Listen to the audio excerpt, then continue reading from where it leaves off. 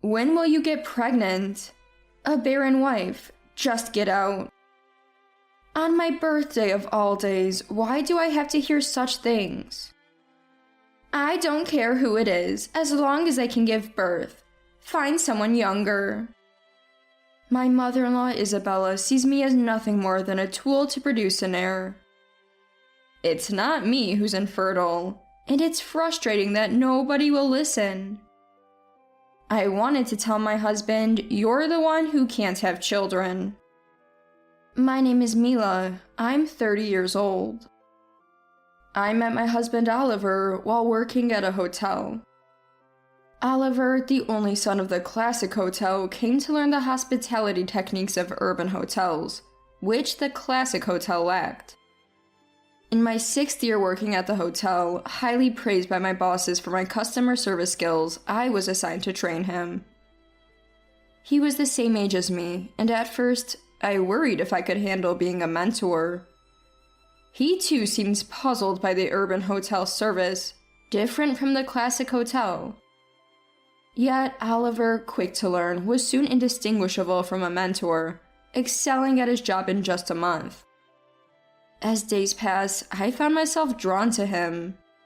He seemed interested in me too, and after 3 months he asked me out. Oliver was here for a year to learn, and eventually he had to return to his family's classic hotel. Will we have to break up then? I thought sadly about the impending day. But my worries were unnecessary. I can't just break up and leave. If you're okay with it, will you come with me? He confessed, and I nodded yes, on the verge of tears. I failed in marriage once before when I was younger. Is that okay with you? He said, looking a bit downcast. I answered, trying to push away my slight hesitation. I don't mind at all.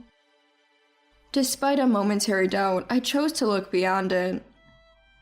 Initially, my parents were opposed due to his divorce history, but they eventually gave in to my insistence.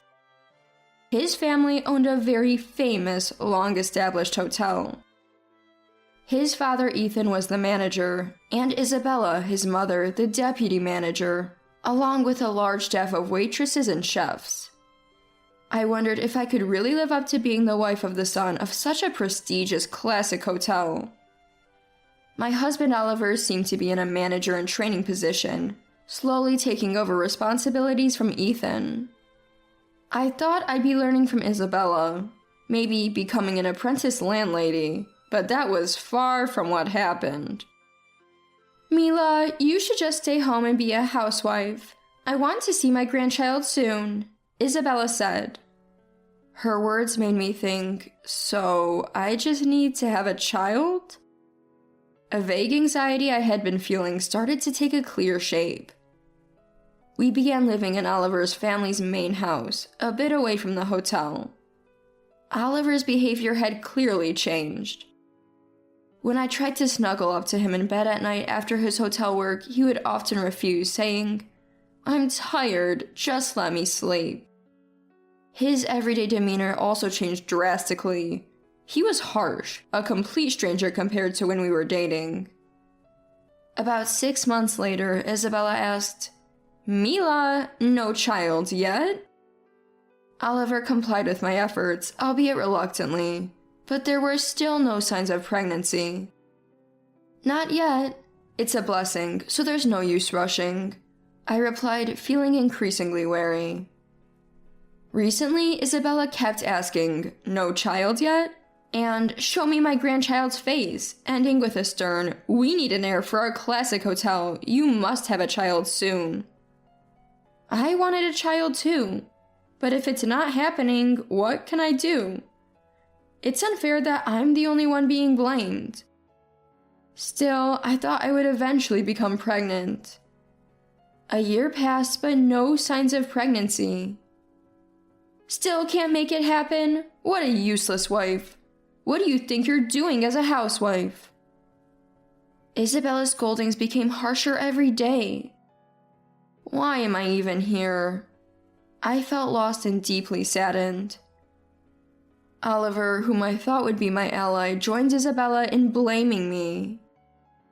Hey Mila, why don't you see a doctor and get checked out? Isabella suddenly suggested. Indeed, it was a good idea. If there was a cause, I wanted to know it. Knowing might lead to pregnancy and escape from this treatment. Okay, I'll make an appointment at the hospital tomorrow and go with Oliver. When I said that with a faint hope, why does Oliver need to go? Are you suggesting he has a problem? Go by yourself. Isabella retorted fiercely. No, fertility tests require couples to go together, I replied, but she quickly interrupted. The problem is definitely with you. There's no need for Oliver to go. She continued vehemently. I just agreed with a yes, understood, to calm the situation. But I thought I should at least discuss it with Oliver and waited to talk to him when he returned. Why do I have to go with you? Oliver responded disinterested. I gently suggested, well, we don't know where the issue lies, right? Let's both get tested. It's definitely your problem. I don't need to go to know that, Oliver concluded. Both Isabella and Oliver were so certain, but how could they be? Am I the only one to blame? But why are they so confident? I wondered. Living in the countryside near Oliver's family home, it took over an hour by bus to reach a major hospital. I managed to book an appointment at a gynecology clinic for fertility issues, but it was scheduled for the following week. When I mentioned this to Isabella, she scornfully asked, "Why can't you get tested immediately?" But I knew not everything would go as she wanted. "The appointments are quite full," I vaguely replied. I've never been fond of hospitals or tests, so I wasn't too eager myself.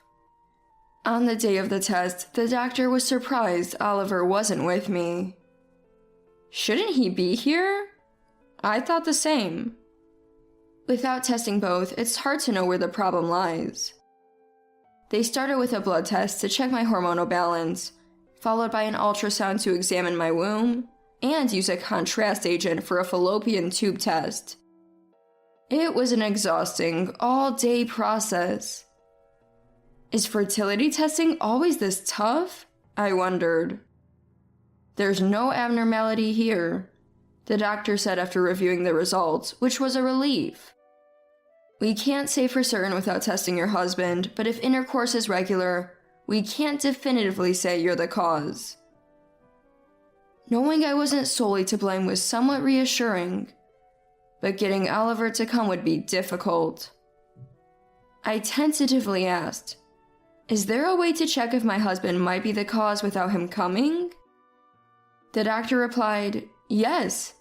Come in the day after intercourse. We can do a postcoital test, examining what remains in your womb." A ray of hope seemed to shine through. Then I'll make an appointment for my next visit. Thank you. Leaving the hospital, I headed to the bus stop. While waiting, I saw a man resembling Oliver cross the street. What? Oliver? Here? I thought he might have come out of concern for me, which made me happy. I decided to follow him discreetly. It was indeed my husband Oliver. Just as I was about to approach, something unbelievable happened. A young woman approached Oliver, and they walked off arms linked. My world went dark. Seeing Oliver with another woman was devastating. Holding back the urge to collapse right there, I followed them. They disappeared into what looked like a hotel. I couldn't believe it and sat down on the sidewalk, overwhelmed. When I got home, Isabella called as if she had been waiting. "How did the test go? What's wrong with you?" Her accusatory tone echoed in my ears. The image of Oliver entering the hotel with that woman haunted me. "The one at fault is your son," I wanted to retort. I was close to tears. No, there were no abnormalities. I barely managed to reply. They mentioned it might be due to chronic fatigue or stress, I added. Isabella scoffed. Ugh, fatigue? Stress? I've given you the leisure of being a housewife, and this is how you respond. Just make a child quickly. If you can't, we might as well divorce. I was too despondent to fight back, even though it might have been easier to let it all end. Oliver didn't come home that night. The next morning, he likely went to work as usual. I started the day feeling like I wanted to disappear. The night before the follow-up fertility appointment, I reluctantly initiated intimacy with Oliver. Despite his usual excuses of being too tired, he surprisingly accepted. I couldn't forgive him for being with that young woman, but I couldn't endure being oppressed anymore. That night, I put on my best act to welcome Oliver. The next day at the hospital, the doctor informed me, "The infertility issue is on your husband's side." All the emotions I've been holding back overflowed, and I cried. It's not my fault after all, I thought, crying freely. Crying made me feel a bit better. I decided to talk to Isabella and Oliver to make them understand the situation. As expected, Isabella was waiting for me at the house. "Welcome back. How did it go? Is there a treatment?" As I remained silent, "Don't just stand there, say something. A wife who can't have children might as well leave." Isabella, infuriated, said, "No, I don't need treatment. The problem lies elsewhere," I said. At this, Isabella yelled even louder. "Are you saying it's Oliver's fault? That's impossible because..." At that moment, Oliver arrived and said, "My fault? What are you talking about? I already have a child." I was stunned. A child? With whom? Oliver calmly replied, "Didn't I tell you I was divorced? I had a child with my ex-wife, but she took the child when she left." Isabella, listening to this, "Yes, that's right. We lost our grandchild to that woman. How frustrating," spat out bitterly. "So, there's no issue with me, understand?" Oliver added. I finally understood their attitude. "A barren wife is no use to me. A younger woman might get pregnant quickly." Oliver coldly remarked, "Today is my birthday. How can you say such things?" I couldn't help but shout. "Oh, birthday? Right, you're 30 now. Pretty old. I can't deal with that," he dismissed. The Oliver who once celebrated my birthday was gone. "If you can find someone else to have a child, then bring them here," Isabella said. I don't care anymore. I felt completely defeated. Suppressing the urge to scream, I quietly said. Overwhelmed by sadness, I packed my things that day and left Oliver's house. My parents welcomed me warmly when I returned home, their kindness soothing my wounded heart. On a sunny Sunday, while walking near my parents' house, I bumped into Lucas, a classmate from high school. He had been a top student and went to a prestigious university in the city, but returned to work locally after graduation. He was smart and athletic, almost a leader in our class. I had admired him too. We spent hours reminiscing about high school, losing track of time. We exchanged contact information, and later that night, he asked me out. On the next holiday, he invited me to a movie. Hesitantly, I agreed. As we walked side by side after the movie, he shared his life story. He had a girlfriend in university, but broke up after graduation. So, he's not married. He wouldn't have asked me out otherwise, I thought. Walking beside my high school crush, I couldn't help but feel embarrassed, despite my age. After being invited to several meals and movies, he asked me out. I decided to reveal that I had failed in my marriage and had returned home. He looked surprised at first, but then said earnestly, I see you've been through a lot, Mila. I'm sorry if I was insensitive. I quickly responded, "I appreciate that, but I've had my share of hardships." He suddenly stood up apologizing. He's truly sincere. Watching his gesture, I thought. But then I remembered how I once thought Oliver was impressive. My judgment hasn't always been reliable. However, as he continued to speak earnestly, I couldn't help but burst out laughing. When was the last time I laughed like this? He said, "Don't laugh, that's rude." But seeing him like that made me laugh even more. "Thank you. Sorry." I was laughing, but before I knew it, tears were streaming down my cheeks. He panicked. "Sorry, I didn't mean to make you cry. Forget it," and bowed again. "It's okay. It's just that I haven't laughed like this in a while. Don't worry about it," I said with a smile. As time passed and my heart healed a bit, I accepted his offer to date. I believed things might work out with him, unlike my painful past with Oliver. Then, after about a year of dating, he proposed. His acceptance and kindness were so comforting. Eventually, I became pregnant. After struggling so much with Oliver, I was almost taken aback by how easily I conceived with my new partner. We had a beautiful baby girl. While holding my child, I remembered Oliver. I didn't want to think about him, but if the test results I knew were true, whose child was the one he had with his ex-wife? Considering Isabella's fury, it wouldn't be surprising if his ex-wife had left alone with the child. The thought of his ex-wife, who supposedly left with the child, lingered in my mind. I hadn't spoken to anyone about the evidence I had found. Although it was a part of my past I should leave behind, the unresolved feelings nagged at me. I couldn't fully enjoy my current happiness, realizing it was because of this unresolved issue. I wanted to confront Oliver and Isabella with the truth about the infertility. I felt a need to make them taste a bit of the pain I had endured. That anger resurfaced, but the more I thought about it, the more I realized there was nothing I could do alone. I suddenly thought, if I can meet Oliver's ex-wife and learn the truth, it might clarify things. I immediately hired a private investigator.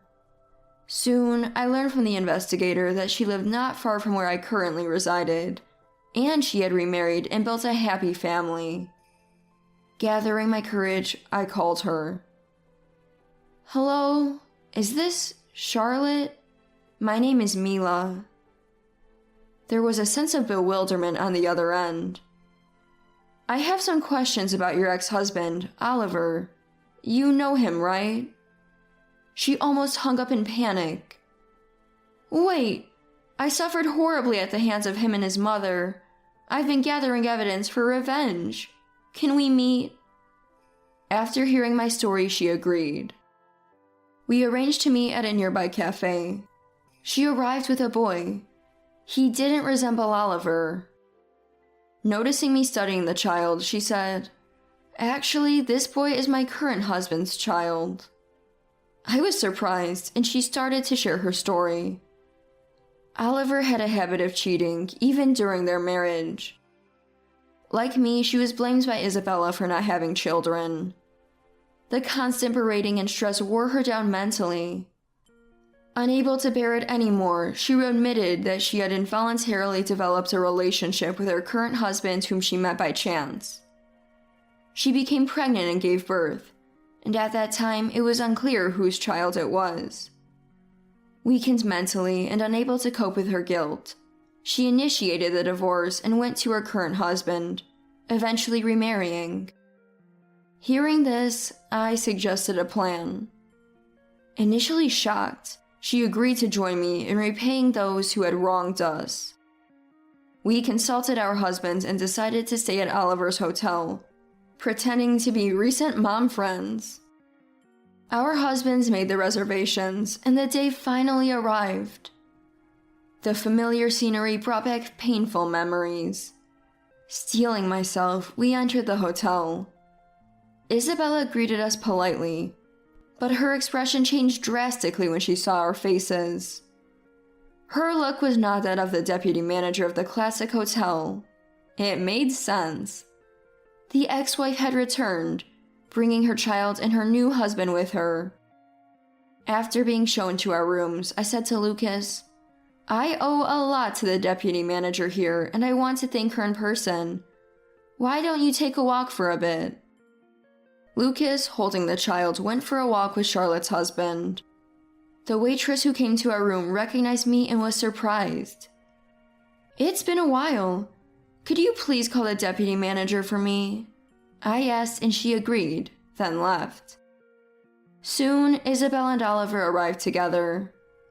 Seeing Charlotte, Isabella immediately shouted, "Give back my grandchild, you fool!" "What? Your grandchild? There is no such thing," I said mockingly. Oliver, red-faced with anger, yelled, "What are you talking about? She took away the child we finally had." "That's where you're wrong. You don't have any children. Don't you understand?" I retorted with a hint of triumph. "I have a daughter now with my current husband." Isabella tried to speak, but I continued. "You're sterile, Oliver. The infertility was your fault, not mine. You're the one at fault." Oliver's face turned ashen, a stark contrast to his earlier anger. Isabella, although trying to maintain her composure, couldn't hide her shock. "No grandchild? We can't have a grandchild. What about the hotel's heir?" Isabella muttered to herself. Eventually, she stood up unsteadily, looked at us with a blank expression, and said, "This is all your fault. If it weren't for you two, everything would have worked out. It's all over now." With that, she left the room with unsteady steps. When our husbands returned, Charlotte and I told them to rest in the room, and we walked around the hotel and outdoor pool with the children. The waitresses, seeing us with the children, seemed to be talking. Apparently, we were known as wives who left because they couldn't have children. Now, seeing us with our children seemed to surprise them. Charlotte and I felt years of pent-up frustration dissipate. Oliver's infidelity and divorce history quickly became the talk of the town. In the countryside, bad news spreads fast. Oliver had been advancing a marriage arrangement with a daughter of a major hotel's president, but it fell through. He had hopes for financial support and management assistance from that union. A political marriage in this day and age? It seemed unbelievable, yet such things still happened. I heard that relying on that marriage for funds, they had started renovating the hotel and now were struggling with finances, burdened with a huge debt. I later learned through online sources that the once bustling classic hotel, known for its tradition, had become just an old, unremarkable hotel with dwindling customers. The once lively place was now eerily quiet, as negative reviews quickly spread. It seems that a business resting on tradition alone, managed by someone who neither cared for their family nor respected people, was destined to fail. Charlotte, whom I met through this incident, and I continue to maintain close family ties. And now I am expecting another child. I already have a daughter, so I'm hoping for a boy this time. Thinking about it fills me with excitement. Charlotte is also expecting her second child soon. Both of us suffered at the hands of the same man, but now we are truly happy.